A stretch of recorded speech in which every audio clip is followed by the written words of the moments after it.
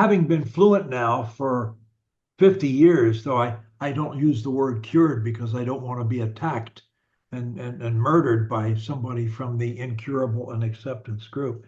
So I don't say I'm cured. I haven't stuttered and I love speaking, but I don't use the word cured. Thinking words, I think I would say this. I think my thought process when speaking is virtually identical to what it would have been had I never stuttered. So I think I've been at it so long that I'm a complete, gone a complete circle. And so um, my belief is that fluent speakers, there's it's okay to think a word. Now, I say there are four things you need to do to stutter.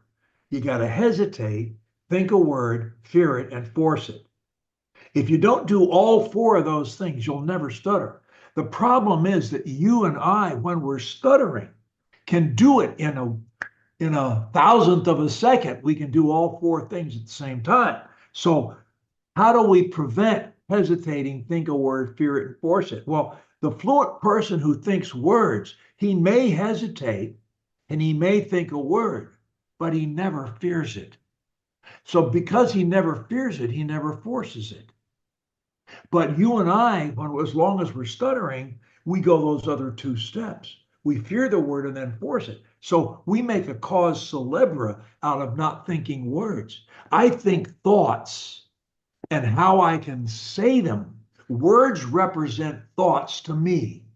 That's why we read aloud. One of the reasons we want to teach ourselves to invest our minds in the message. And to do that, we look at words for their meaning, not as a problem. We don't view the word as a hurdle. We view it as representing a thought. And so we want to express the thought, whatever it is. So, and as we change our focus, the minute we stop fearing words, you can think them all day long. It won't make any difference.